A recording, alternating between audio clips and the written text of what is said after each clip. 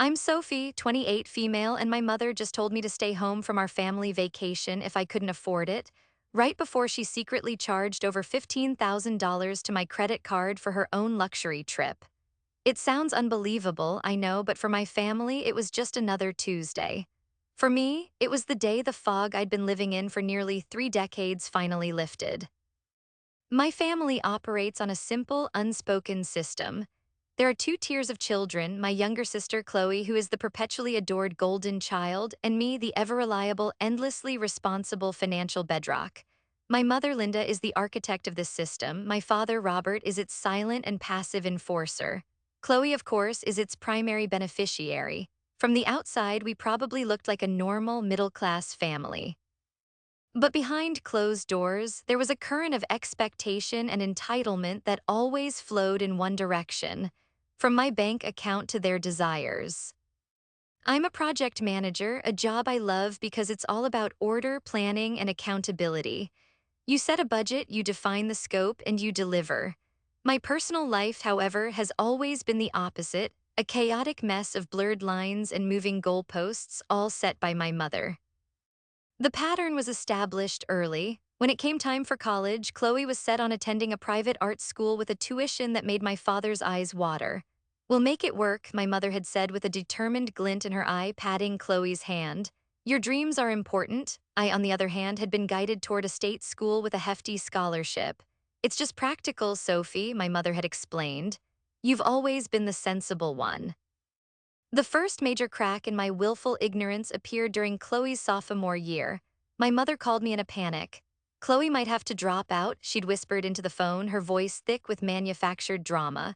"We're just a little short on her tuition this semester." She asked if I could help just this once from my savings. I had been working part-time jobs since I was 16, carefully putting money away for a down payment on a small condo. It was my one big dream. But the thought of Chloe losing her chance at a degree and the guilt my mother was so skilled at applying was too much. I transferred the $5,000. A month later, while helping my parents clean out their home office, I found a bank statement for an account I didn't recognize. It was labeled Family Fund. Curious, I glanced at the transaction history. I saw my $5,000 transfer coming in, and then a few days later, a $5,000 withdrawal. The memo line read, "Chloe's spring break trip." When I confronted my mother, her face didn't register shame or guilt. It was a mask of cool indignation. "It was a reward for her good grades," she said dismissively.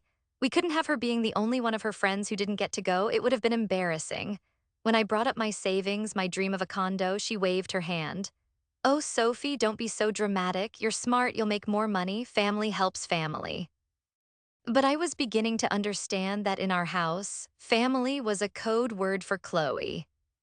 The second, even more blatant incident happened 2 years ago. This time it was my father who called. "Sophie, we have an emergency," he'd said, his voice uncharacteristically strained. "Chloe's car broke down on the highway, the timing belt snapped. The mechanic says it's going to be at least $2,000 to fix, and we just don't have it right now." The image of my little sister stranded and helpless was powerful. My mother got on the extension, her voice trembling. "She needs her car for her internship, Sophie. She could lose it." Again, I relented. I gave my mother my credit card number over the phone. "Charge the exact amount for the repair," I instructed, feeling like a fool even as I said it. "Send me the receipt." The charge came through for exactly $2,000. The receipt, however, never materialized. When I asked about it, my mother was evasive. "Oh, the mechanic's shop is so disorganized, I'll get it eventually." 2 weeks later, Chloe posted a photo album on social media titled "Spontaneous Weekend Getaway." There she was, posing with her friends in front of a fancy boutique hotel holding shopping bags.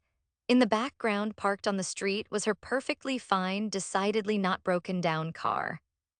The $2,000 emergency repair had funded a shopping spree. That time, the confrontation was worse. My mother accused me of snooping, of not trusting them.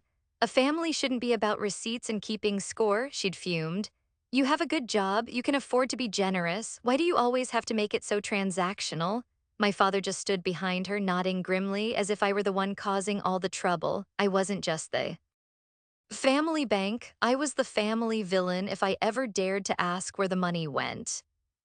These weren't isolated events. They were the pillars of our family dynamic. I was expected to pick up the check at every family dinner, contribute the most to holiday and birthday gifts, and be the silent, smiling ATM whenever a new need arose for Chloe. And so, when my mother sat us all down in the living room to talk about a family vacation, I braced myself.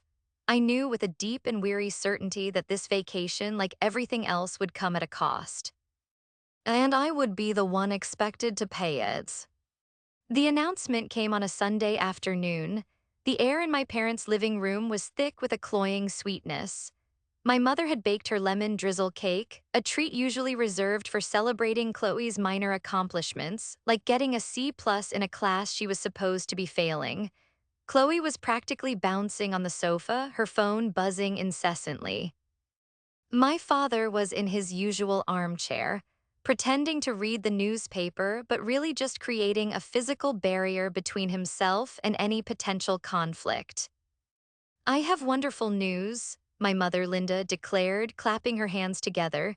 She had that specific gleam in her eye, the one that meant she had devised a grand plan that would benefit everyone except me. "I was thinking we haven't had a real family vacation in years, a proper one, just the four of us." I immediately noticed the four of us phrasing. Chloe's boyfriend Liam was a recent and, in my opinion, fleeting addition to her life, but my mother had already mentally adopted him. "So," she continued, drawing out the suspense, "I've been looking at a trip to Hawaii." Chloe let out a squeal of delight.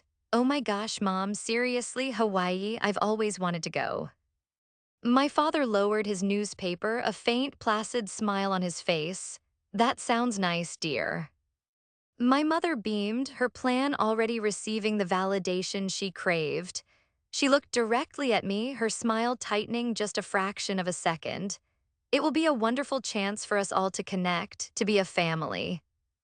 I felt a familiar knot tighten in my stomach. The word family was her weapon of choice. It was the velvet glove over the iron fist of expectation. I kept my expression neutral, a skill I had perfected over years of these conversations. "Hawaii sounds expensive," I said, my voice carefully level. Linda's smile didn't falter. She was prepared for this. "Well, yes, these things aren't free, but it's an investment in memories. I did some research to find the best possible deal. The flights are the biggest expense, of course." She paused, letting the weight of the word expense hang in the air, aimed squarely at me. Chloe, oblivious as ever, chimed in. "Liam would love Hawaii. Can he come, Mom, please?" "Of course, sweetie," Linda said instantly. "The more the merrier." So the four of us was now five. I did a quick, horrifying calculation in my head. 5 people to Hawaii, that wasn't a small number. My mother then turned her full attention to me. Her posture shifted, becoming more rigid, more businesslike. This was the part of the presentation where she would lay out my obligations. "I found some very reasonable economy class tickets, Sophie. They're about $1,200 each, round trip. We'd all need to pitch in for our own flight." It was a masterful performance. The way she said we'd all implied a shared, equal burden, a concept that had never existed in our family. Chloe was a part-time barista who spent every dollar she earned on clothes and nights out. My parents lived on my father's modest pension. I was the only one with a substantial, steady income. The we was a fiction. The we was me. I didn't say anything, just watched her, waiting for the final blow. It came, as I knew it would, with a perfectly crafted veneer of concern. She leaned forward slightly, her voice dropping to a confidential, almost pitying tone. "Now, Sophie," she said, looking me right in the eye, "I know your finances are your own business, and if a $1,200 ticket is a bit of a stretch for you right now, we all understand." She glanced at Chloe and my father, who both nodded in solemn, rehearsed agreement. "We don't want you to feel pressured, so if you cannot afford it, you should just stay behind. It's okay. We'll bring you back a souvenir." The words hung in the air, each one a tiny, poison dart. Stay behind. It was a dismissal, a clear statement of my value to the group. I was welcome, but only if my wallet was too. The offer of a souvenir was the final, patronizing twist of the knife. Chloe looked down at her phone, a tiny, smug smile playing on her lips. She had already moved on, probably texting Liam the good news. My father had retreated fully behind his newspaper shield. A strange sort of calm washed over me. It was the calm of finality, the feeling of a long, slow-motion fall finally hitting the ground. There was not.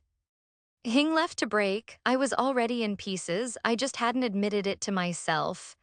I looked at my mother's expectant face, waiting for me to argue, to plead, or to dutifully promise to pay. Instead, I just nodded slowly. "Okay, Mom," I said, my voice quiet, "I understand." My compliance seemed to surprise her. She had been ready for a fight, for a negotiation where she could position herself as the generous, understanding matriarch. My simple, quiet agreement left her with no script to follow.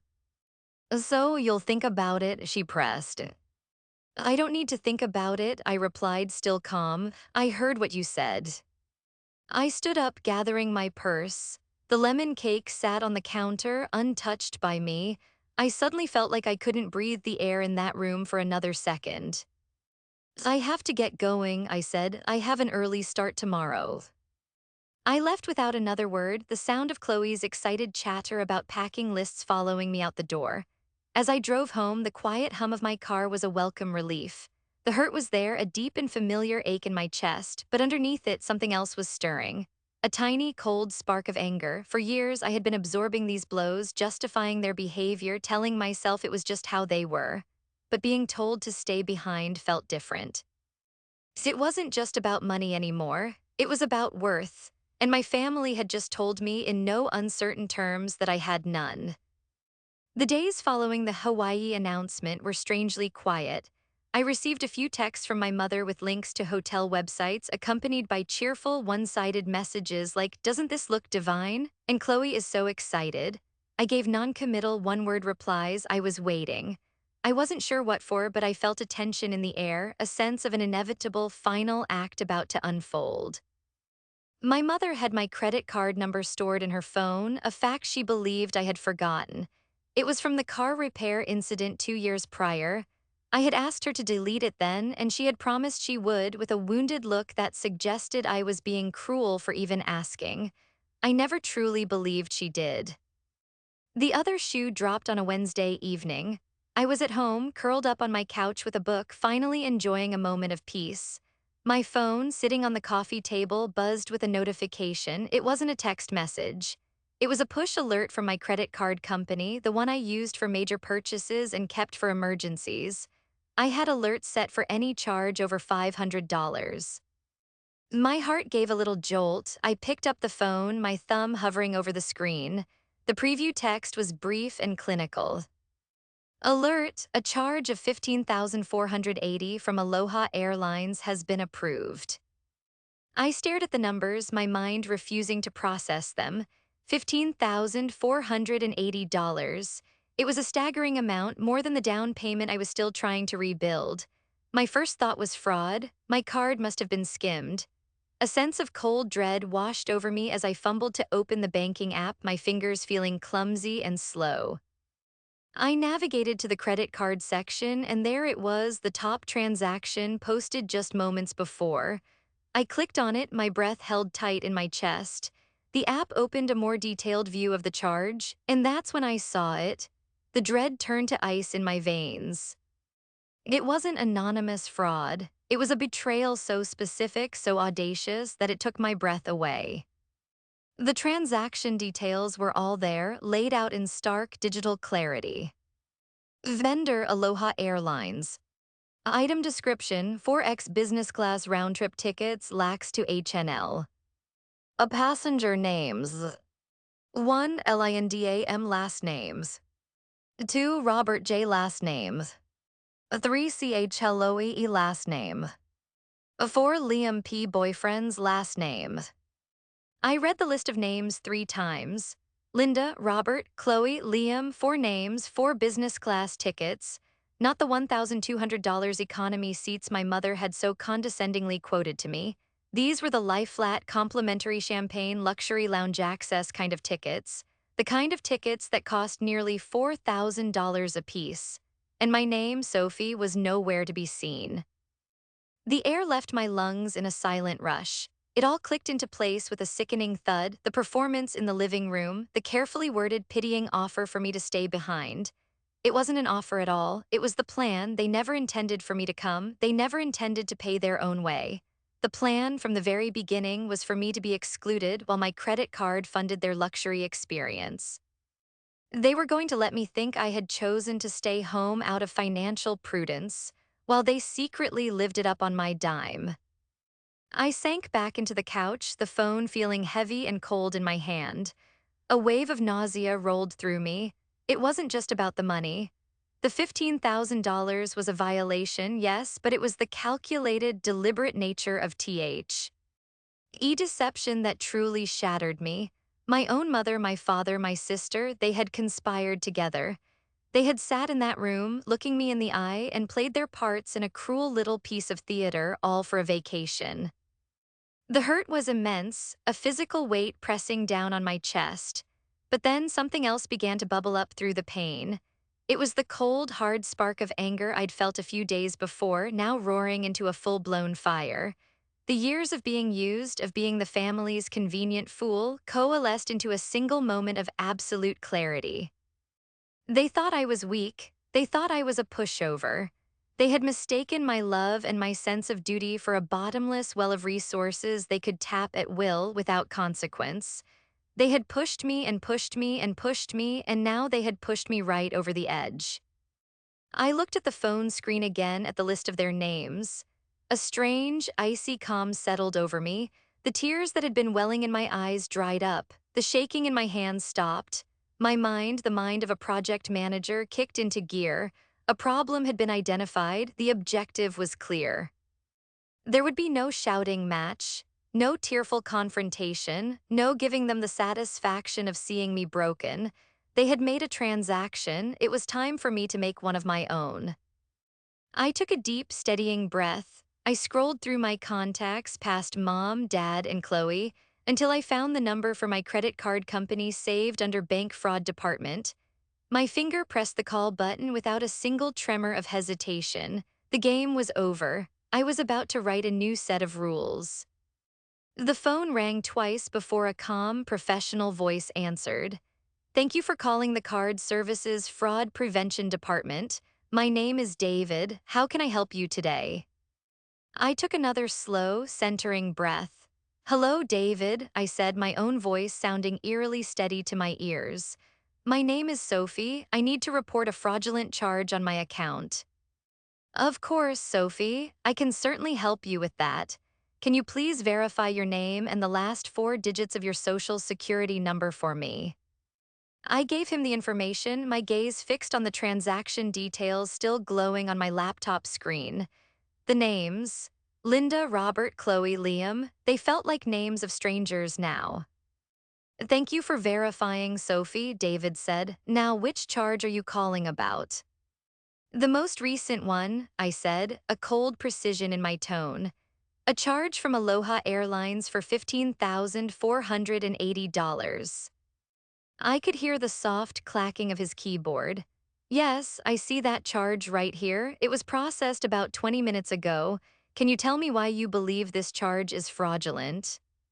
Here it was, the moment of truth. I could have equivocated. I could have said I didn't recognize it, but I wanted it on the record. I wanted the truth to be the weapon. "I know exactly who made the charge," I stated clearly.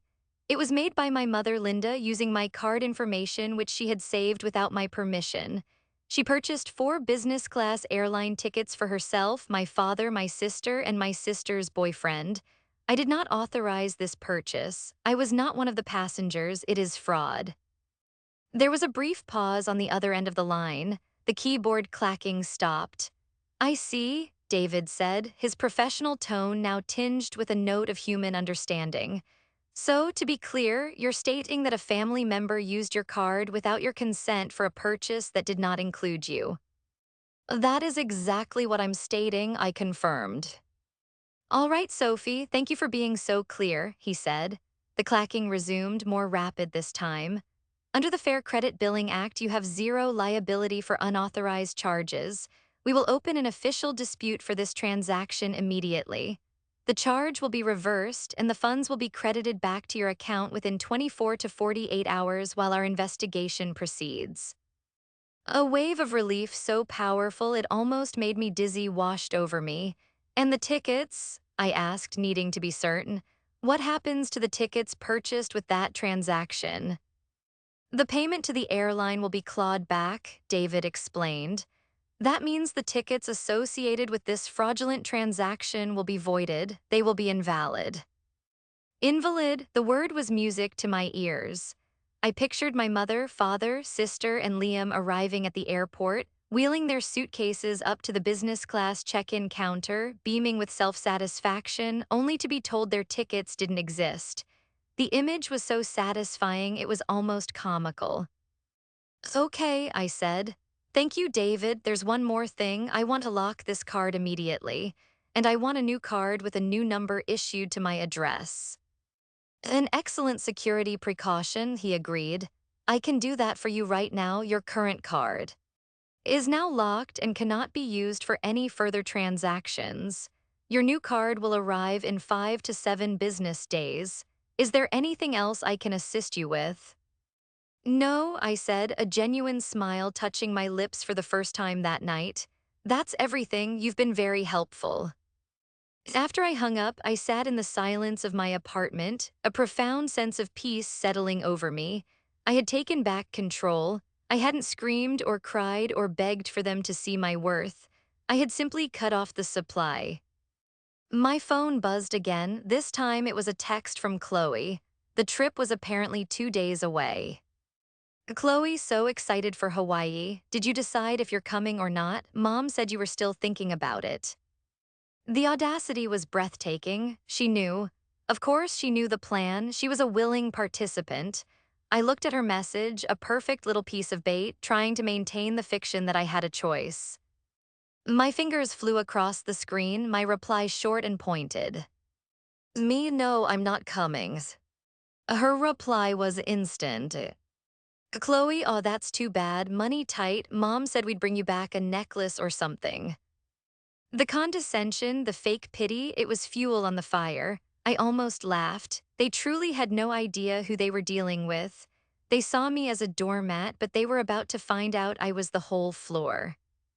For the next 2 days, I went about my life with a secret, humming sense of anticipation.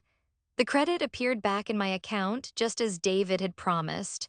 The silence from my family was proof that they were blissfully unaware, packing their bags for a luxury trip that no longer existed. Then on Friday morning, the day of their flight, my phone erupted. It started with a single text from Chloe, sent at 7:15 a.m. Chloe, why is nothing paid for? The capital letters, the frantic punctuation, it was pure, unfiltered panic. My heart leaped with a thrill of victory. I let the message sit for a few minutes, savoring the moment. I pictured the chaos at the check-in counter, the confusion turning to embarrassment, then to fury. Finally, I picked up my phone and typed my reply.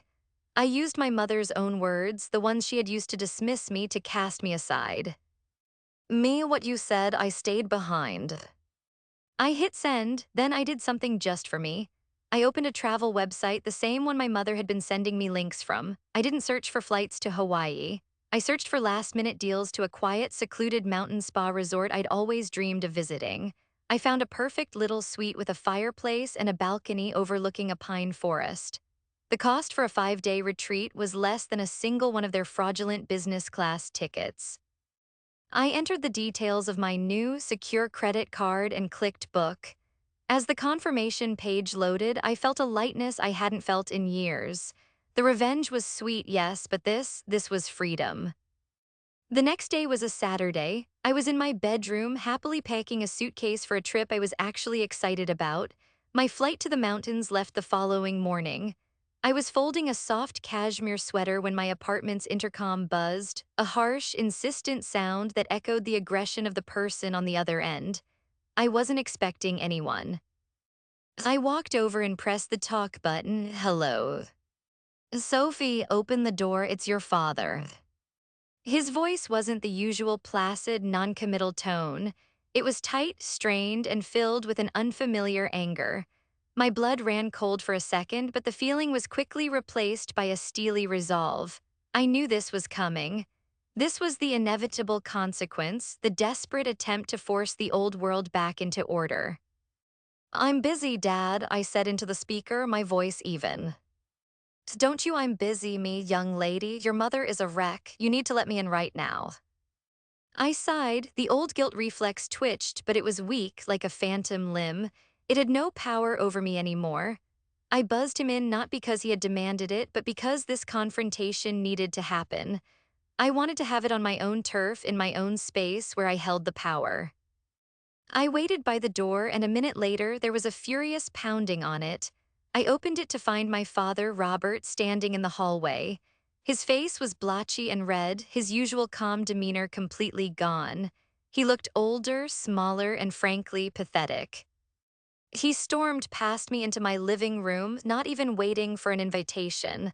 "What have you done?" he demanded, whirling around to face me. "What on earth were you thinking?" I closed the door calmly and leaned against it, crossing my arms. "What do you mean?" I asked, forcing him to say it. "You know what I mean," he sputtered. "The tickets, the trip, you humiliated us, Sophie. Your mother was in tears, Chloe was hysterical. We were stranded at the airport. We had to come all the way home in a taxi. Do you have any idea how embarrassing that was?" I looked at him, truly looked at him, and felt nothing but a profound sense of disappointment. For years, I had made excuses for his passivity, telling myself he was just trying to keep the peace. But now I saw it for what it was, cowardice.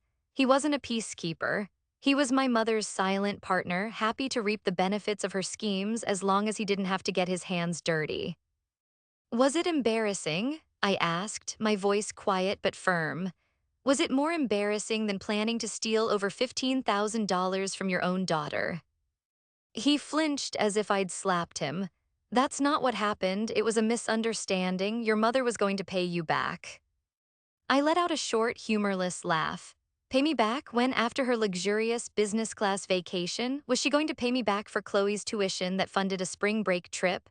Was she going to pay me back for Chloe's car repair that turned into a shopping spree? Tell me, Dad, when do the repayments start? Because from where I'm standing, the balance is ridiculously one-sided. I pushed off the door and walked slowly toward the center of the room. I was no longer the timid girl begging for their approval. I was a woman who had finally found her footing. "Let me be perfectly clear about what happened," I said, stopping a few feet from him. "Mom didn't misunderstand. She didn't borrow the money. She saw a credit card number and decided she was entitled to it. She booked 4 luxury tickets for her, for you, for the golden child, and for a boyfriend I barely know. She deliberately and maliciously excluded me from the trip she was planning to fund with my money. That isn't a misunderstanding, Dad. That's theft." He stared at me, his mouth opening and closing silently. He had no defense. He had come here armed with guilt and parental authority, expecting me to crumble as I always had. He was completely unprepared for the truth. "You need to fix this," he finally managed to say, his voice dropping to a pleading tone. "Call the credit card company, tell them it was a mistake. Your mother, she's not eating. She just keeps crying about the humiliation." "The humiliation of getting caught," I corrected him. "And no, I will not be fixing this. This is not my mess to clean up. This is the consequence of her actions. Of your actions, you stood by and let this happen. You stood by and let it all happen for years." I pointed to my suitcase open on the floor by my bedroom door. "I'm leaving tomorrow morning for my own vacation, one that I paid for with my own money. When I get back, we can talk about the future of our relationship. But I'll tell you right now, the bank is closed, permanently." His face fell, the last of his blustering anger deflated, leaving behind a hollow-looking man. He saw that his old tools, guilt, shame, appeals to family, were useless. I had changed the locks. "Sophie," he started, his voice barely a whisper, "your mother is a grown woman who made a terrible choice," I finished for him. "And she will have to live with it. Now I have to finish packing. I think it's time for you to leave." I walked to the door and opened it, holding it for him. For a long moment, he just stood there, looking at me as if seeing me for the first time. He saw not his daughter, the reliable utility, but a stranger, a woman he didn't know how to talk to, let alone control. Finally, without another word, he turned and walked out of my apartment. I closed the door behind him, the click of the lock sounding like the final word in a very long, very painful chapter of my life. The confrontation was over. I hadn't raised my voice, I hadn't cried. I had simply held up a mirror and they had shattered against their own reflection. The next morning, as my plane climbed into the crisp, clear sky, I watched the city shrink below me. I saw the network of roads, the clusters of buildings, and the apartment where my father had stood just yesterday defeated. With every foot of altitude we gained, I felt a corresponding lightness in my soul. I had my phone in my bag, switched to airplane mode. I had resisted the urge to check it before leaving for the airport, knowing it would be a toxic swamp of angry texts and missed calls. For the first time, I didn't care what they were thinking or feeling. My focus was forward. My destination was a world away from the chaotic beach scene of Hawaii. I was headed to a quiet resort nestled deep in a mountain range, a place of towering pine trees, crackling fireplaces, and profound silence. When I checked in, the woman at the desk had a warm, gentle smile. "Welcome, Ms. Last Name. We're so glad to have you with us. Your suite is ready." My suite was perfect. It was a cozy space, decorated in warm woods and soft fabrics, with a small stone fireplace and a private balcony that offered a breathtaking view of a valley blanketed in evergreen trees. The air was clean and cool, smelling of pine and damp RTH, there was no sound but the whisper of the wind through the branches. It was the most beautiful silence I had ever heard. That first day, I did nothing. I sat on the balcony wrapped in a thick blanket, sipping a cup of herbal tea and just breathing. I watched as the sun moved across the sky, casting long shadows that crept slowly up the opposite side of the valley. There were no demands on my time, no passive-aggressive comments to navigate, no hidden agendas to decipher. The only expectation was my own peace. In that quiet solitude, the years of my family's emotional and financial drainage played back in my mind, but with a new, detached clarity. I realized that what I had always called love from them was, in fact, utility. I was loved for what I could provide. My reliability was their safety net. My responsible nature was their excuse for their own irresponsibility. My desire for familial connection was the hook they used to reel me in time and time again. They hadn't just taken my money, they had taken my peace. They had filled my life with a constant, low-grade anxiety, a feeling that I was always on the verge of disappointing them, of not being enough, while simultaneously being too much to ask for basic respect from. The incident with the airline tickets wasn't the cause of the break. It was simply the final, clarifying symptom of a sickness that had been festering for my entire life. On the second day, I went for a long hike on a trail that followed a rushing creek. The physical exertion felt good, cleansing. With every step, I felt like I was walking away from the person I used to be, the girl who would have paid the $1,200 for an economy ticket just to feel included, the young woman who would have cried and given in when her father showed up at her door. The woman walking on that trail was different. She was stronger. She was putting herself first. That evening, I ate dinner alone in the resort's quiet dining room. I sat by a large window, watching the stars begin to pop out in the dark, pristine sky. I ordered exactly what I wanted without thinking about the price or whether someone else at the table would make a comment about it. As I ate my meal, I realized I wasn't lonely. For the first time in a long time, I was simply alone, and it was wonderful. I was in my own company, and I was finding that I quite liked her. It was there in the quiet dignity of that meal that I made a decision. This trip wasn't just a temporary escape, it was a permanent shift. The old dynamic with my family was over. It could not be repaired or renegotiated or fixed because it was broken at its foundation. The future, if there was to be one with them at all, would be built on an entirely new blueprint, one designed and approved only by me. It would have walls, not just boundaries. It would have rules, not just expectations. And it would require them to see me not as a resource, but as a person. I didn't know if they were capable of that. Frankly, I didn't care. My happiness would no longer be conditional on their growth or their apologies. My peace was now my own responsibility, and I intended to guard it fiercely. As I finished my dessert, I felt a sense of profound calm. I was free.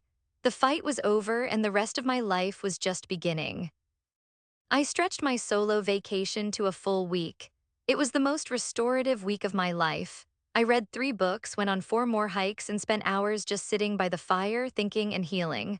When the day came to check out, I felt a pang of sadness to be leaving my mountain sanctuary, but I also felt a deep, steady strength inside me. I was ready to go home. I was ready to face whatever came next. On the drive back from the airport, I finally took my phone off airplane mode. I had left it in that state for 7 full days. As the cellular signal connected, it began to vibrate uncontrollably, a furious, sustained buzzing that lasted for nearly a minute. A cascade of notifications flooded my screen: 112 text messages, 47 missed calls, 19 voicemails. The sender names were a predictable rotation: Mom, Dad, Chloe, and a few from my aunt, my mother's sister, undoubtedly recruited as a flying monkey to plead their case. For a moment, my old anxiety flickered, but I took a deep breath, remembering the woman I had become in the mountains.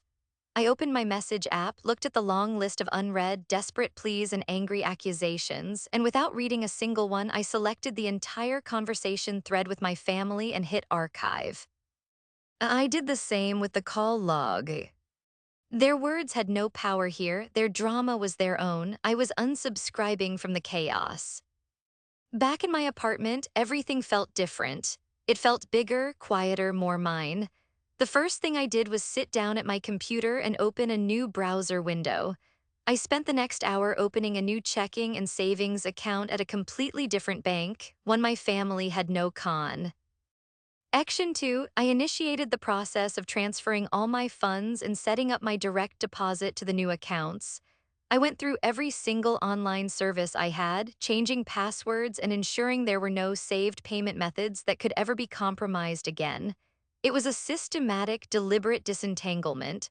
I was building a financial fortress, and they were never getting inside again. A few days later, a letter arrived. It was handwritten in my mother's flowery, dramatic script. I recognized it immediately. I held it in my hands for a long time, weighing it. The old Sophie would have torn it open, her heart pounding, desperate for an apology that would never come. The new Sophie saw it for what it was: another attempt to pull me back into the storm.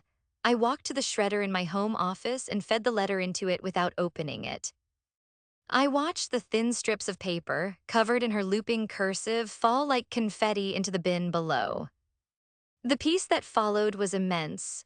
The silence from my family, which I had once feared, now felt like a gift. My life became my own.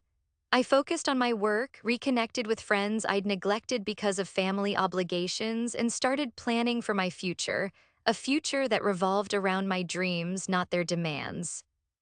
It's been a few months now. The silence has been broken a few times by my father, who leaves sad, pleading voicemails. He says my mother is sorry, that Chloe misses her big sister, that they just want things to go back to how they were, but that's the problem. How they were was the disease, I am the cure. They don't want me, they want the system that benefited them. They miss the bank, not the banker. I haven't responded. I don't know if I ever will. Maybe one day, if they show true, sustained change, I might be open to a conversation. But it will be on my terms, in a neutral space with clear and unbreakable boundaries. For now, I'm enjoying the quiet. I'm enjoying the freedom. I'm enjoying being the main character in my own life, not a supporting character in theirs. So that's what happened. My family is still trying to contact me, sending relatives to plead their case. They think I should apologize and pay them back for the humiliation I caused. I think I finally found my peace. What would you have done in my shoes?